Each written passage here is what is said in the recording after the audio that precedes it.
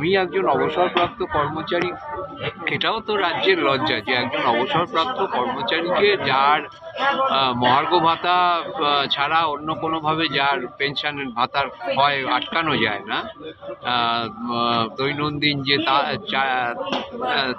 চাল ডাল তেল নুন ওষুধ, আমার স্ত্রী অসুস্থ, মাসে তার জন্য 10,000 টাকার ওষুধ কিনতে হয়। যখন আমি অবসর গ্রহণ করেছি তখন সেই ওষুধের দাম ছিল 5,000 টাকা, এখন সেটা হয়ে গেছে 10,000 টাকা। অথচ উনি বলছেন যে মহার্ঘ ভাতা বা মহার্ঘ রিলিফ নাকি ওনার ইচ্ছাধীন বিষয়, অথচ কেন্দ্রীয় সরকারের থেকে উনি কিন্তু এই পুরো টাকাটা নিয়ে নিচ্ছেন।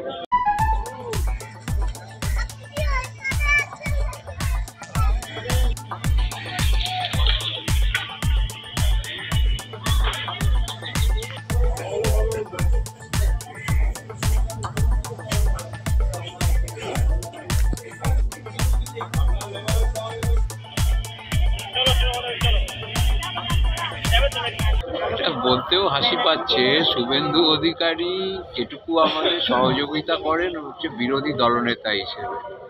বিধানসভা হচ্ছে গণতন্ত্রের পীঠস্থান, রাজ্যের মুখ্যমন্ত্রী তিনি ওই বিধানসভা ভাঙচুর করেছিলেন একসময়। এখন আবার বিরোধী দলনেতা, তার যে মর্যাদা সেই মর্যাদা তিনি দিতে চান। বিরোধী দলনেতা হিসেবে তিনি এখানে এসছেন এবং একজন ক্যাবিনেট মন্ত্রী সমান হচ্ছে তার মর্যাদা। সেই হিসেবে তিনি আমাদের পাশে আছেন। আর শুধু তো বিরোধী দলনেতা নন, অন্য রাজনৈতিক দল যারা আছেন তাদেরও আমরা বলেছি, এমনকি যারা সরকারের ক্ষমতায় যে দল আছে তারাও আসুক, তাদের তো কেউ বারণ করেনি। মুখ্যমন্ত্রী নিজে আসুন না, আমরা তো বলবো না যে তৃণমূল দল এসছে, আমরা বলবো মুখ্যমন্ত্রী এসছে, যেটা ওনার করা উচিত। দেখুন, বিষয়টা শুভেন্দু অধিকারী এসেছিলেন এটা আমরা দেখছি না, আমরা দেখছি আমাদের বিধানসভার বিরোধী দলনেতা এসেছিলেন, এবং বিধানসভার বিরোধী দলনেতার তো একজন মন্ত্রীর সমান ক্ষমতা, তিনি আসতেই পারেন। এবং যদি কোনো মন্ত্রীও আসেন সরকারের, তাতেও আমাদের কোনো আপত্তি থাকবে না।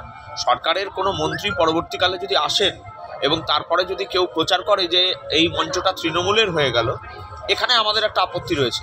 আমরা শুভেন্দু অধিকারী ব্যক্তি শুভেন্দু অধিকারী বা তিনি একটি রাজনৈতিক দলের প্রতিনিধি হয়ে এখানে আসেননি, তিনি বিরোধী দলনেতা হিসেবে আমাদের পাশে থেকেছেন। আমাদেরকে প্রথম যখন এখানে বসি তখন বলছিলেন সিপিএমের দালাল আমরা, মাঝখানে বললেন বিজেপির দালাল, এখন আবার শুধু বিজেপির দালাল বলছেন না, এখন বলছেন যে সমস্ত বিরোধী শক্তির একটা এখান থেকে তৈরি হয়েছে। তো এই সমস্ত কথাবার্তায় আমরা খুব একটা গুরুত্ব দেই না। আমরা সম্পূর্ণভাবে সরকারি কর্মচারী, উনারই কর্মচারী, ওই সরকারের কর্মচারী, এবং সম্পূর্ণ নিরপেক্ষ অরাজনৈতিকভাবে আমরা এই আন্দোলন চালাচ্ছি। এখানে আমরা সবাইকে আমন্ত্রণ জানাই যে আমাদের দাবিগুলো সুষ্ঠু সমাধানের পক্ষে